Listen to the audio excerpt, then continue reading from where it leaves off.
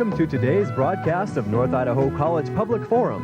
The crew is comprised of NIC television students, and your moderator is North Idaho College political scientist Tony Stewart.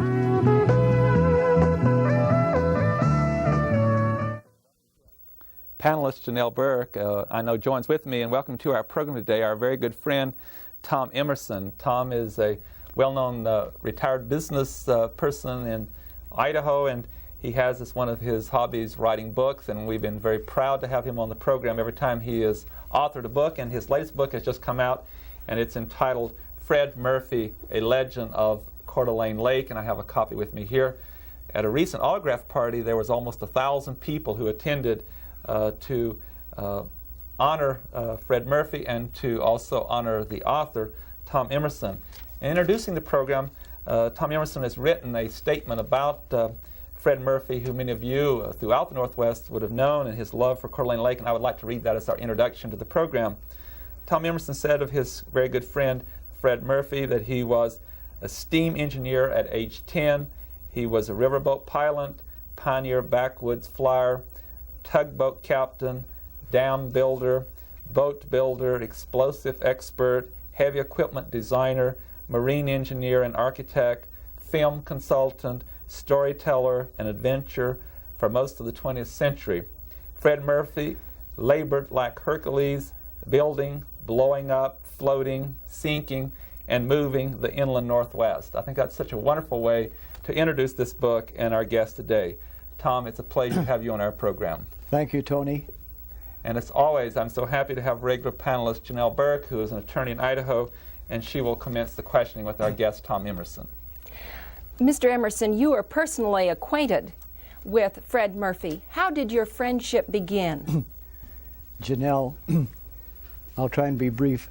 I learned to fly in 1941 in a little seaplane in Seattle, and then I went into the service, and I was a flying instructor for all of the time I was in the service, and when the war was over, I wanted to live in Coeur d'Alene. And I returned to Coeur d'Alene along with it seemed like myriad other service people all at the same time. And so I had to create my own job, and I bought a small twin-float seaplane and set up an operation with a 50-gallon gasoline drum in a luggage trailer on the beach over here at the foot of Forest Drive. And I'd operated there for maybe 2 or 3 days, carrying passengers and giving flight instruction.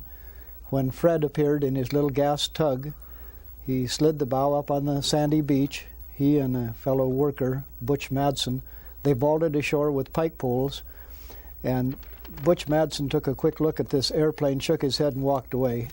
But Fred stayed, shook hands, introduced himself, and that is when we became acquainted in the spring of 1946 because of his interest in my seaplane. He was already a private pilot, but he did not have a seaplane rating, so that's how we started. And I know from that your friendship grew and increased over the years. How did you decide to write this book then about Fred Murphy? Well, as you suggest, Janelle, we just did a lot of things together. We flew airplanes together. When he bought he subsequently bought airplanes, but when he bought an airplane, it was always a land plane. I had trouble understanding that. So we would fly my seaplane, his land planes. We flew together and traveled together. We hunted and fished and helped each other with projects. He helped me with innumerable activities and projects on the lake, which are described in the boat. And I helped him in some of his business ventures and expansions of his marine contracting operation. And then you decided to write a book about him after he died. Yes. How did you decide to write that book? Well, I was very troubled at his loss.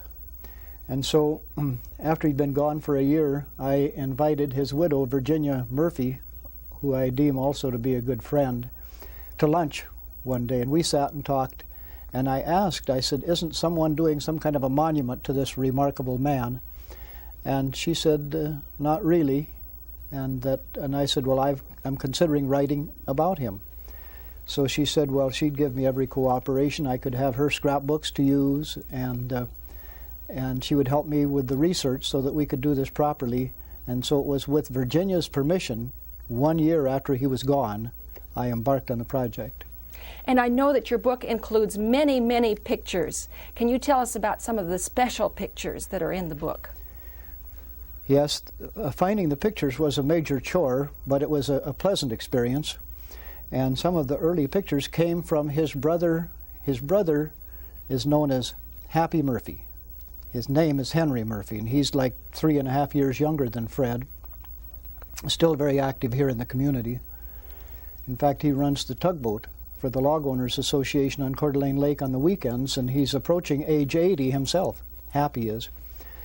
So Happy invited me to his kitchen table, and we had meetings at my kitchen table and his kitchen table, and Happy brought out pictures.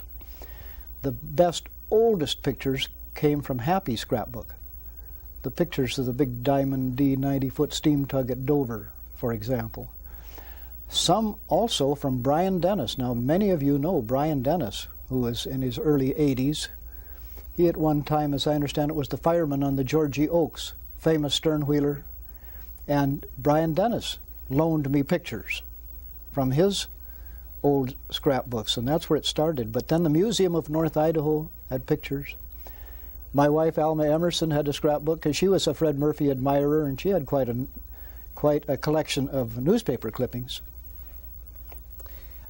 Tom, there's just so many things to do, and we only have 30 minutes in which to do it. This book is about 330 pages long, and it's so well structured and a lot of different chapters. And in the first chapter, it indicates that Fred Murphy said about you something so special, and he called you his best friend. Yeah. And that's a very special honor to receive from someone else.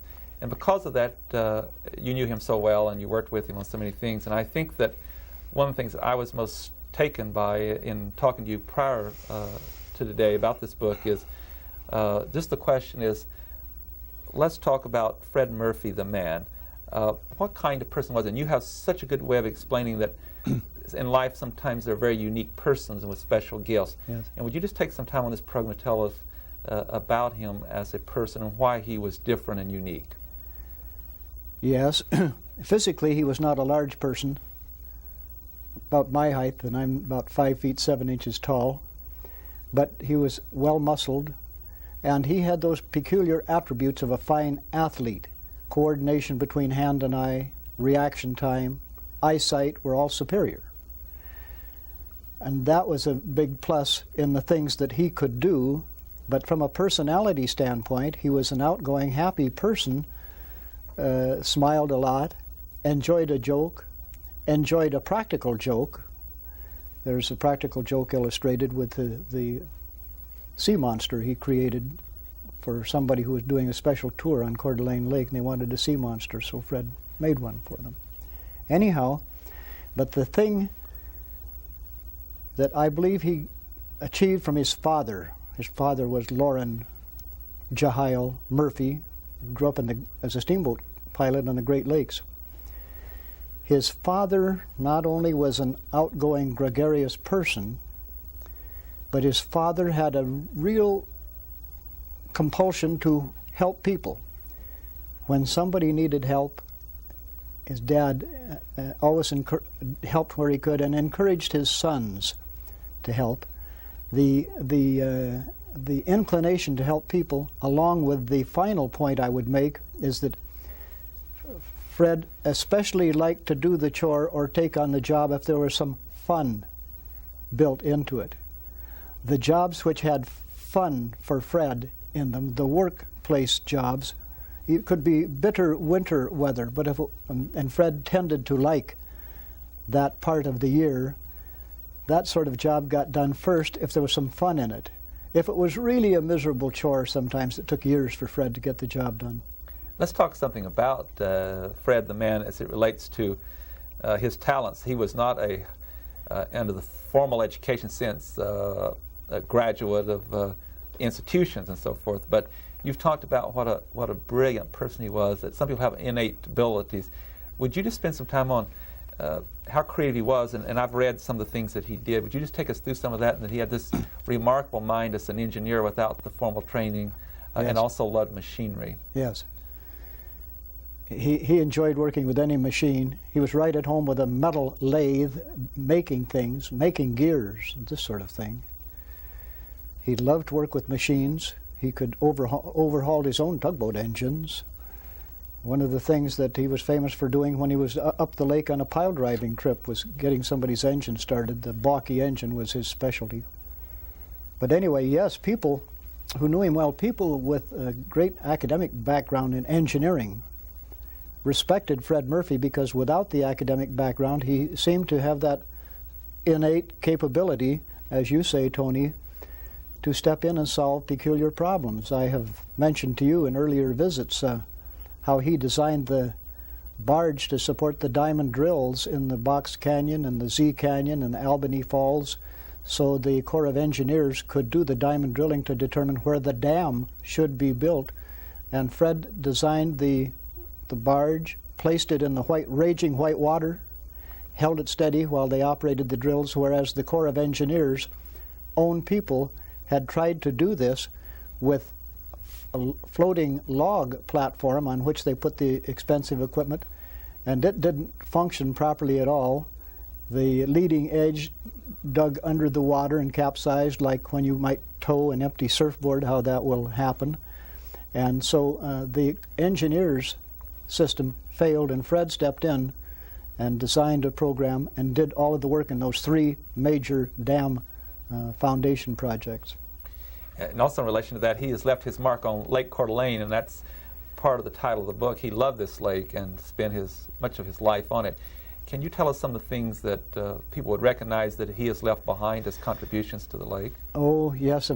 He did the Matlich Marina over by Silver Beach.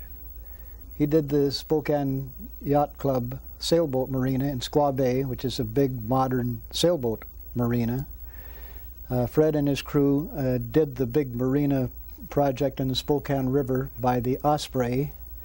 As you tour with your boat in Casco Bay, the big multi-covered slip structures he did for the Magnuson family and for the Hagedorn family are all works of Fred Murphy, in addition to innumerable small floats and docks for private homes.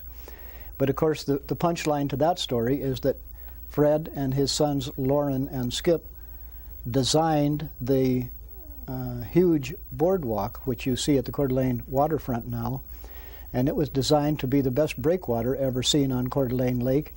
On the underside of the boardwalk, what you don't see when you and I go walking around that boardwalk, Tony, is a Z-shaped curtain of heavy wooden structure that is 9 feet deep into the water and goes from one edge to the other all along the perimeter of that boardwalk to make it a good breakwater. So that, I think sometimes we overdo the word unique, but I believe that is unique, and no one has ever challenged Dwayne Hagedorn's claim that's the longest floating boardwalk in the world. Thank you. And Fred built that. Janelle Burke. One of the things that fascinated me about the book was the quality of life that Fred lived. He lived on the lake, and his family lived on the lake. Can you tell us a bit about his life on the lake, what it was like? Yes, and that's interesting. And of course, you know just briefly about his wife, Virginia, who raised the 5 children.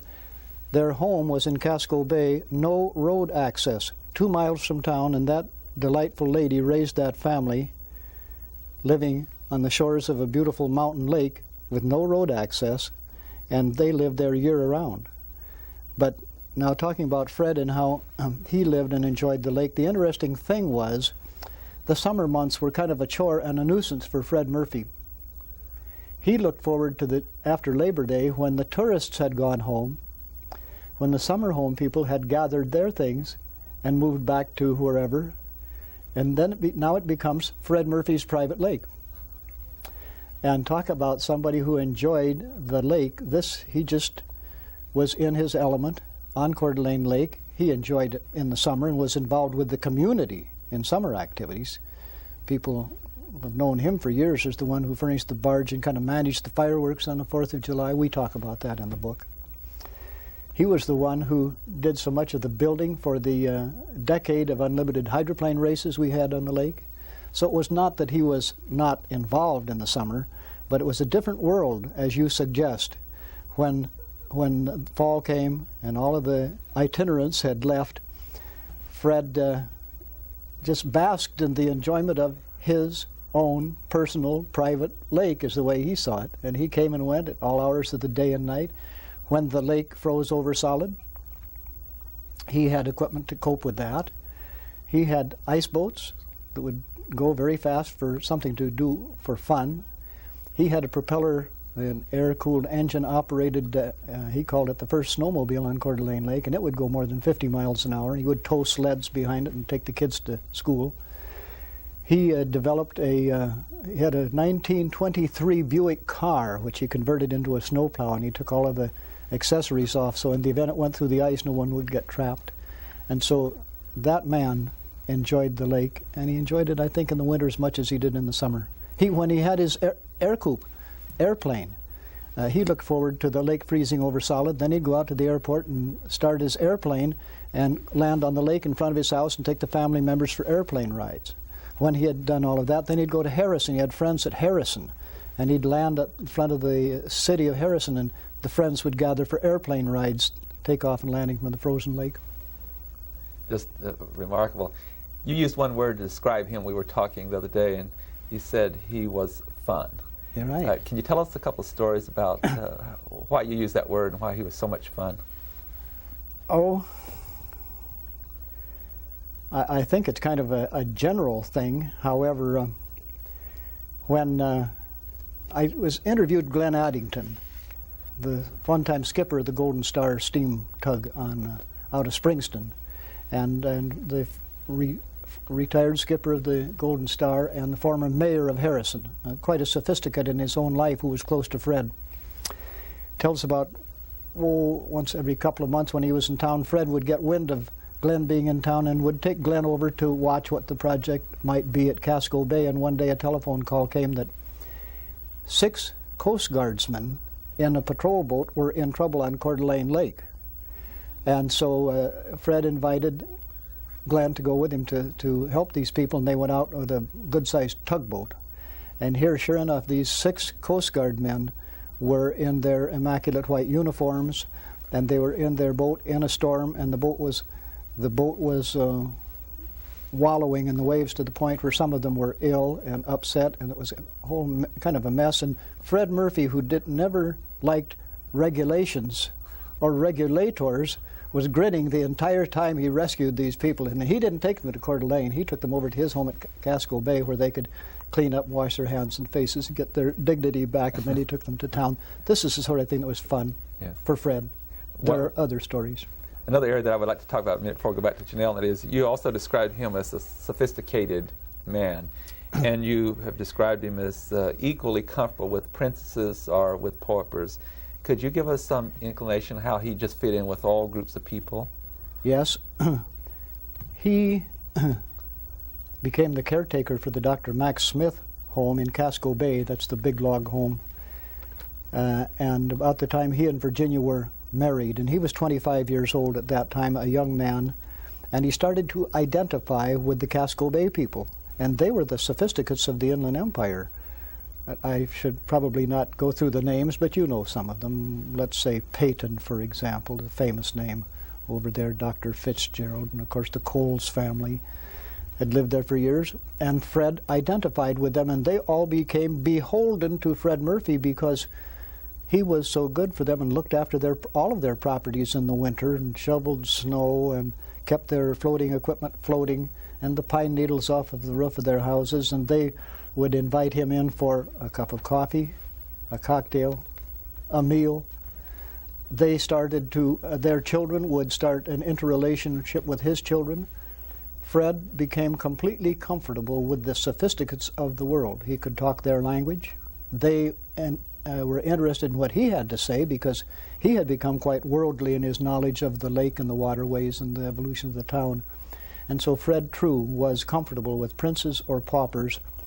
And a person of some dignity in Spokane once said that Fred, it was remarkable how Fred, who had grown up in kind of a rough and tumble world, his father, a tugboat pilot off the waterfront, and that was the element he spent a lot of time with, had developed a kind of a class act all of his own. He had a sophistication that was peculiar to Fred Murphy. He always spoke well, he never used profanity, and never shouted. He was a sophisticate in his own way. Thank you, Janelle Bird. I'd like to follow up on something that you mentioned just a little bit earlier. Fred was instrumental in saving a lot of people on the lake, Oh, yes. rescuing both people and animals. Yes. He had a great interest in animals, according to your accounts in Yes. the book, and also he could hear the sounds of the lake, Yes. was familiar with what was going on the lake. Can you relate others of those stories about times when he came to someone's rescue on Lake Coeur d'Alene? Yes. I think you used the word or term, Janelle. He had kind of a sixth sense that way. He had spent so much of his life on the lake. Fred Murphy developed an awareness of what was happening on Coeur d'Alene Lake, particularly in what I call the off-season, when the tourists were gone and the summer people were gone. And he was aware, for example, of many of the lovely homes in Casco Bay in the winter. There were caretakers. And sometimes the caretakers did imprudent things. They would come and go in the winter. One man with a canoe was going home after dark in the winter, having gone for supplies, with a canoe. And I guess it was Virginia who heard first that there was a problem, but Fred went out, as I recall the story, and did save the man because he would shut the engine off and listen for the man who was calling for help. And then he would go a while longer, and then he would shut the engine off so he could hear again, because they knew there was a person in trouble on the lake, and Fred ultimately found the person, saved him. Oh, there are myriad stories like this. I chuckle about the fellow who had been drinking. He was in town, and he was a caretaker for a home way up at Twin Beaches. And he was pretty well involved with John Barleycorn by the time he got ready to go home in his outboard motor, and he went to Murphy's dock. And they said, no, this isn't Twin Beaches. But Lauren had just come to town from town with an outboard, which was warm and ready to go and had a bright light on the stern. And Lauren said, you follow me, I'll take you home. When they got to the mouth of Kidd Island Bay, Lauren realized he was gone. And this man had gone into Kidd Island Bay, decided not to follow Lauren anymore, and slid up on the ice that was characteristic of the head of a bay. And way up on the ice, his engine had quit, so he had taken his oars out, and he is rowing the boat on the ice, and you can imagine the clatter, scrape, clatter, scrape, clatter, scrape. And Lawrence saved that man's life by finally getting him over to his home. Fred, most of the life-saving things were to take, however, rescue people whose boats had run up on a big raft of logs after dark, and people sometimes badly injured that needed to get to the hospital. And so often that raft of logs, or that boom of logs, would be right out here in the main part of the lake near the Spokane River, or in Casco Bay, or from Stevens Point to Casco Bay, which was fairly close to Fred. And Fred typically was out there with a tugboat saving the boat and or the people before the Marine deputy arrived. Fred, here would come the Marine deputy with the lights flashing and the siren screaming and rushing up to the occasion, and Fred calmly would say, what took you so long? And you have a picture in your book of Fred rescuing a deer. Yes. Who had probably been chased out on the ice by the dogs. Correct. And so he loved animals, too. Yes. Well, the interesting thing is that he and I used to go deer hunting. We used to go deer hunting. We'd go with my airplane or his tugboat to the beach just this side of Del Cardo Bay, Arrowhead Beach, I think is called, and we would park our craft and go hunting up on that mountain called the Red Hog. We would hunt on the Red Hog. More often than not, we did not see anything to shoot, but so we'd come back empty-handed, and the next day Fred would go out and rescue a deer in the bay or in the river. And I have said in the book that Fred Murphy probably rescued more deer in trouble in the lake than he did shoot for venison. And of course, those that he rescued, he was compassionate with them. He got them warm, dried out, fed, and sent them back in the woods. Another thing that you've talked about concerning your friend is that he was a motion picture consultant. We don't tend to think of people here in this area and also doing the kinds of work he did in that capacity. Can you give us some insight to how he helped the motion picture industry or the television industry? Oh, probably the thing that attracted the most attention was when Archie Griffith was here with his big company to do a television series based on the life of a lumbering family, and Archie Griffith was the father. and he had a wife and nice children, and how they were managing their sawmill operation and the tugboat operation, and they were using Fred Murphy's equipment. They painted over the tugboat where it said Murphy, they painted Jaeger. And but they had a little trouble with Archie Griffith. He wasn't quite as stable standing on the bow of a tugboat as the Murphys, who Happy Murphy used to say his brother was quick as a cat. You know, he would like a cat. His coordination was so good, run around on slippery logs and so forth and never fall in the water. But anyway, Archie Jaeger, they had this particular scene Barbara Murphy Burns likes to tell about, where Griffith was to stand on the bow of the tugboat and give a very commanding orders to the crew, and make quite a big impression because he's such a masculine macho, and he couldn't stand still there. So Fred jammed a peavey into the top of the front toe post so Archie Jaeger could lean back against it while doing this macho exhibition of his strength and commanding capabilities. Thank you. But also, we talked about Paul Newman was searching for a setting to do the picture, Sometimes a Great Notion, which I think is the title of the picture, for a lumbering family, which was ultimately filmed down in the Rogue River country on the west coast of Oregon in the Doug Fir country.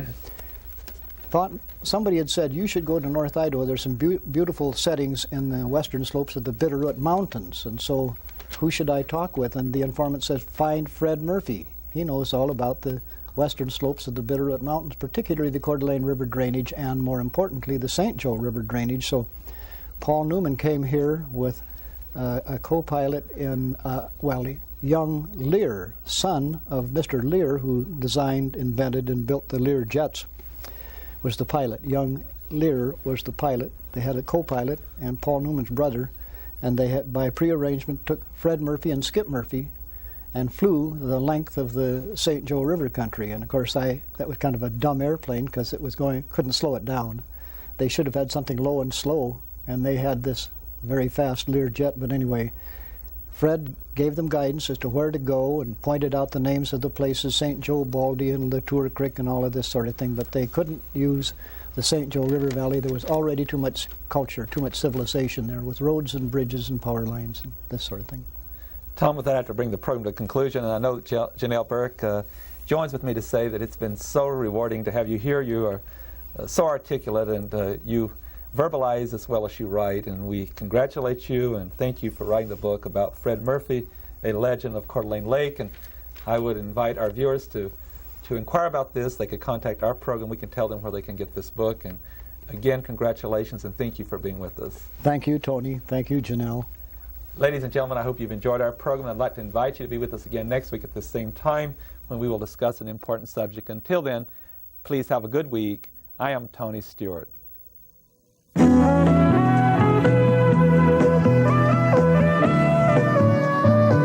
North Idaho College Public Forum can be seen at the same time each week over this station. This production was videotaped earlier by an NIC student crew for viewing at this more appropriate time.